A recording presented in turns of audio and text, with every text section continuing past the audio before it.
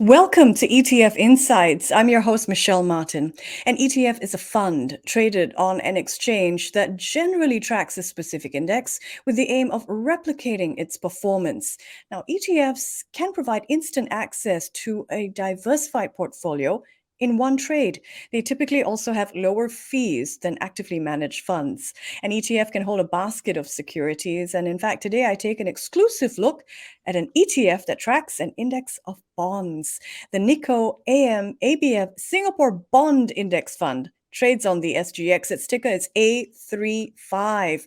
My guest is U-Jin Lim, Senior ETF Business Development Manager from Nikko Asset Management Asia Limited. U-Jin, welcome. Welcome. Thank you for having me on the show. Great to speak with you. Now, what is the ABF Singapore Bond Index Fund and what does it comprise and track? Yeah, so the ABF Singapore Bond Index Fund, it is a mouthful in the morning, isn't it? Sometimes we just colloquially known as the ABF ETF. So as you mentioned, it is an index fund, and it seeks investment results that correspond closely to the total return of this is another mouthful, the index, which is the iBox ABF Singapore Bond Index, and this is before fees and expenses. So this index comprises of Singapore dollar denominated bonds issued by the Singapore government or Singapore government linked entities. Some names you might be familiar with, HDB, Temasek Financial, Land Transport Authority are just a couple. The index may also include Singapore dollar bonds issued or guaranteed by other Asian governments or Asian quasi government entities, or even supranational financial institutions. All right, I'll touch on the Singapore dollar bonds issued by other Asian governments in a while, but first, can you give us a flavor of the bonds in the ETF now? Yeah, so if you look at it as just as a breakdown, right? So let me try to give you a broad breakdown.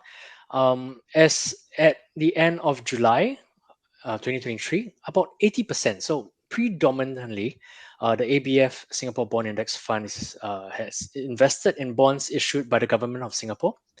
The other 20 is spread across bonds issued by Singapore government-linked entities, so HDB, LTA, Temasek Financial, and even Singapore Power Assets. Would Singapore dollar bonds issued or guaranteed by other Asian governments or quasi-government entities, would they be included in futures, so to speak?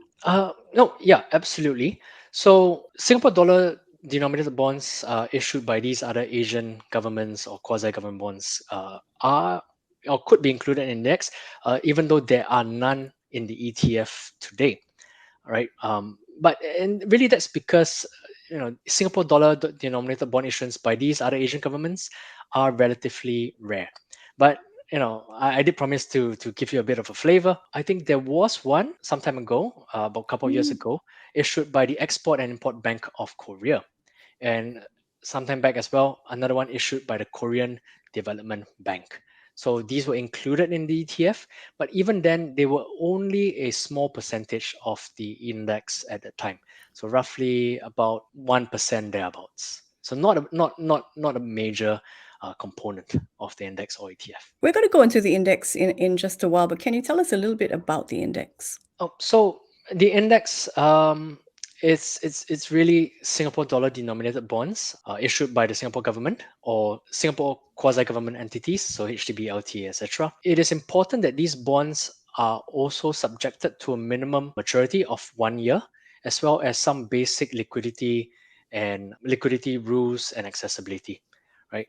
Lastly, this index is also rebalanced on a monthly basis. So every month, you would expect that the constituents and the makeup of bonds in the ETF would be slightly different. All right. Eugene, how long has this ETF been around for? A long time. It's easy for me to remember because it was launched the year I started school. So I hope I'm not revealing my age too much. But this was has been around since August 2005.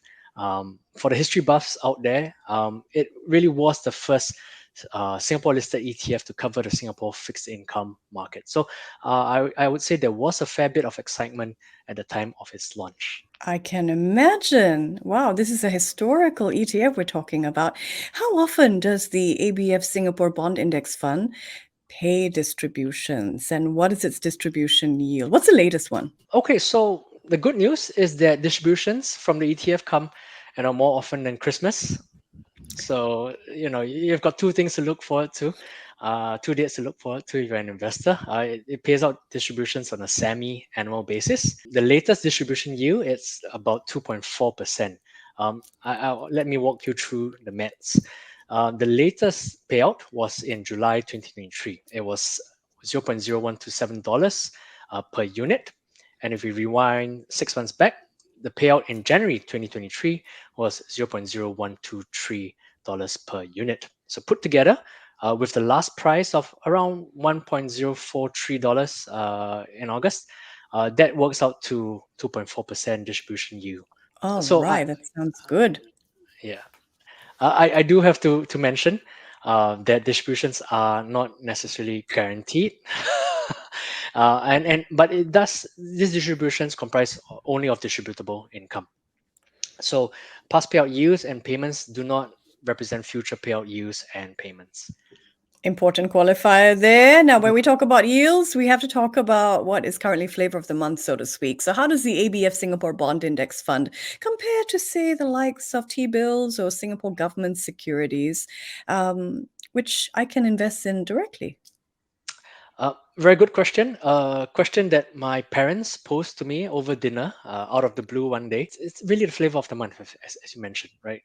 Even so that even my parents, who are not generally the most enthusiastic about bonds as an asset class, are suddenly aware that T-bills giving 4% yields per annum, right?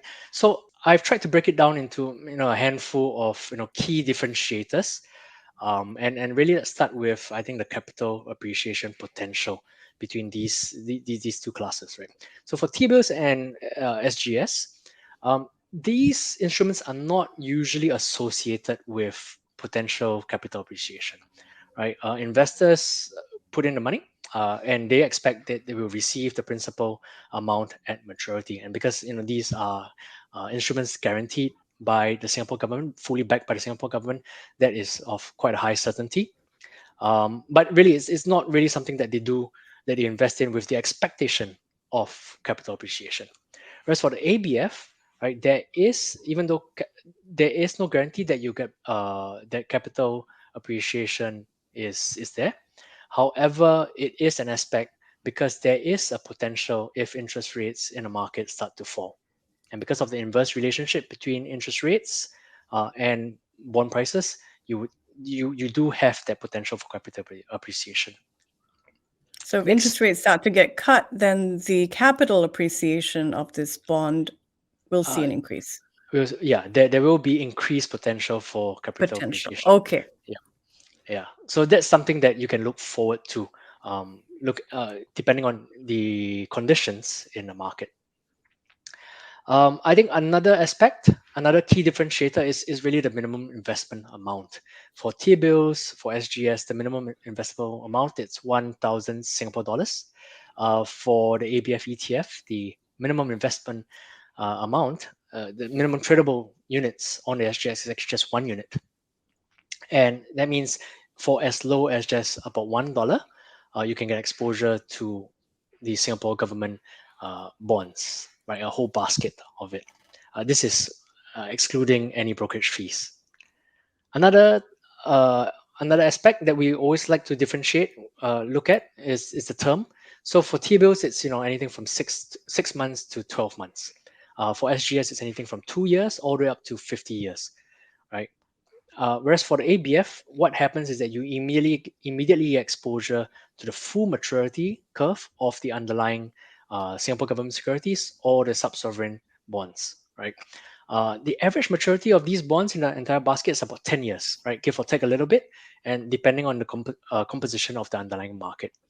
What happens is that the manager of the fund, Nikko Asset Management, will usually sell the bonds as they exit the index. And what it means is that when the maturity of the bonds in the basket start to go below 1 year, they will exit the index, and they will not wait for maturity. Flexibility is always an issue, right? In case of any emergencies, for example, no early redemption is allowed for T-bills and SGS. You can sell them in the secondary market, but there are some hoops that you do have to jump through. Really, unlike the ABF ETF, which because it trades on the XGX, essentially for all intents and purposes, as long as the market is open, as long as the exchange is open, you can buy or sell the ETF unit anytime in the day. I think the last question, going back to the conversation I had with my parents, headline number in their mind, 4% per annum on an instrument uh, of maturity, 6 months to 12 months.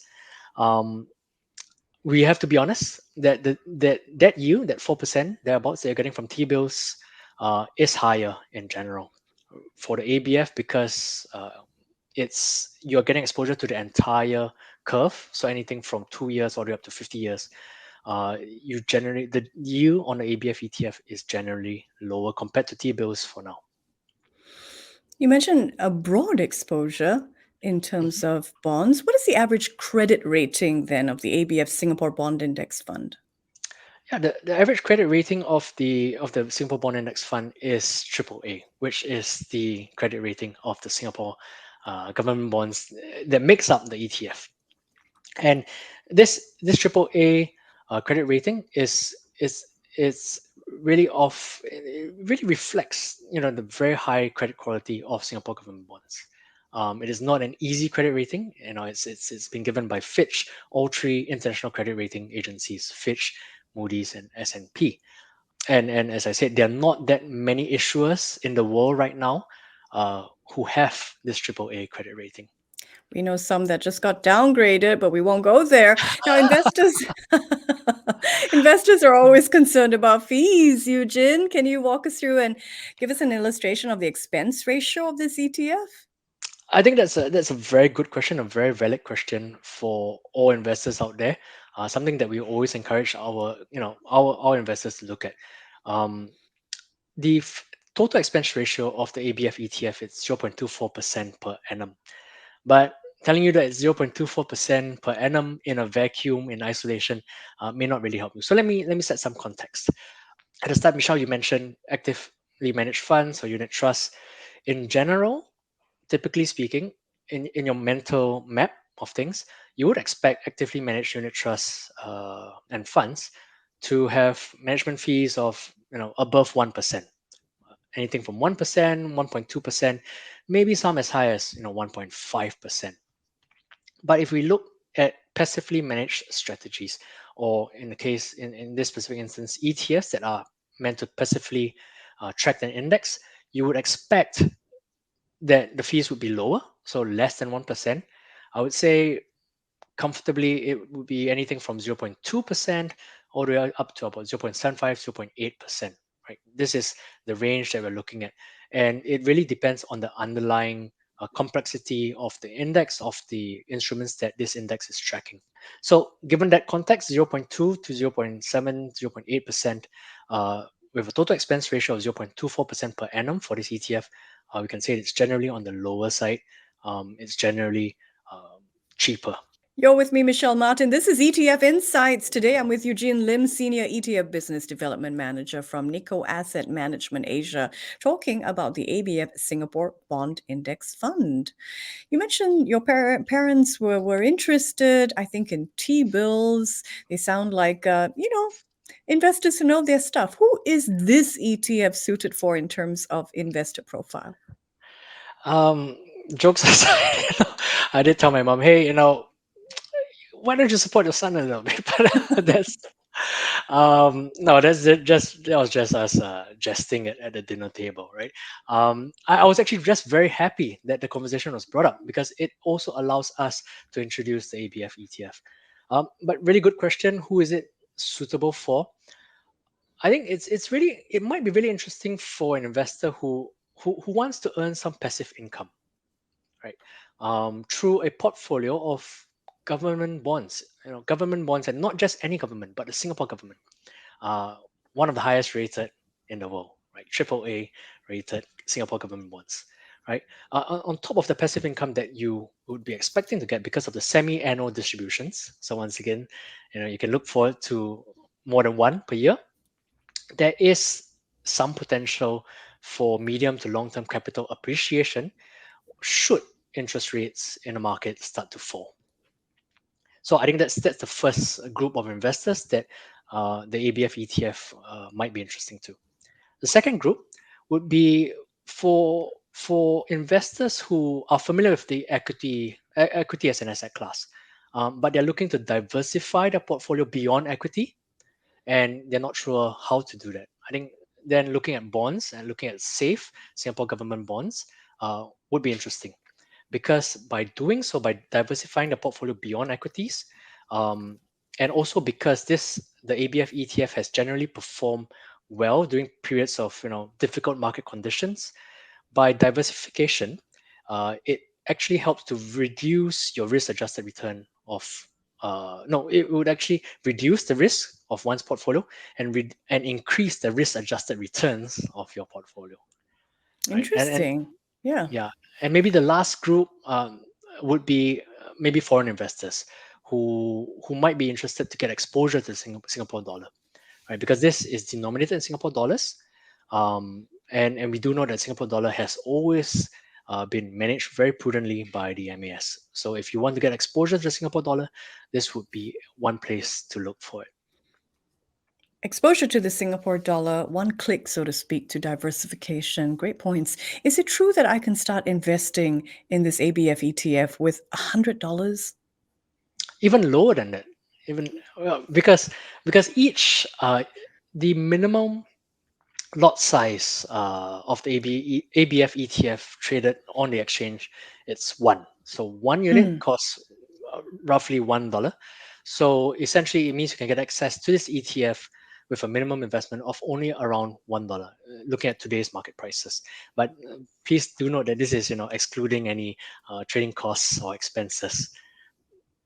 But I think the $100 is it's there because there are regular savings plans that are very readily available through some banks or certain brokers, which allows you to execute what we call a dollar cost averaging strategy, right? So usually the minimum amount that you need to invest in these regular savings plan is about $100, which is why, as a simple rule of thumb, for as low as $100, you can get exposure to the ETF through a very useful dollar cost averaging strategy. Interesting. What steps would I need to take if I wanted to start investing in the ABF Singapore Bond Index Fund or the ABF ETF? Yeah, so I think going back to basics, I had to do that, right? I had to find a stockbroker. It just so happened that just a bit of family history. My dad is a stockbroker, so that was easy for me, right? But in our conversation, sometimes just get the basics, open up a trading account. Um, with a stockbroker, there are many in Singapore. There are very good ones out there. There's a lot of research that you can do.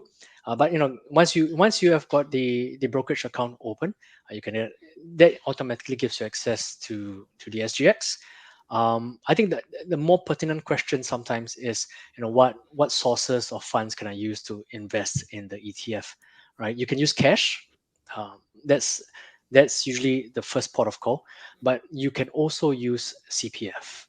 On top Hmm. of that, yeah, you can and the SRS, so the supplementary retirement schemes. So that's another source of funds that you can use to invest into the ABF ETF.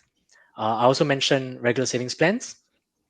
So, Google regular savings plans Singapore. There are a plethora of choices out there, and really that I think in terms of Lucy saying a marriage made in heaven, ETFs and a dollar cost averaging strategy is really one of the two ingredients that go very well together. It should really be considered in any investor's investment toolkit. And so I'll just put it out there for investors who are looking at the ABF ETF to also look at a dollar cost averaging strategy in conjunction. This has been so educational. Thank you for this personal tour beyond the wrapper of the ABF Singapore Bond Index Fund. He's U-Jin Lim, Senior ETF Business Development Manager from Nikko Asset Management Asia Limited. I'd love to talk with you again, Eugene. With ETF Insights, I'm Michelle Martin. Thank you, Eugene. Thank you so much, Michelle. Once again, a pleasure to be on the show.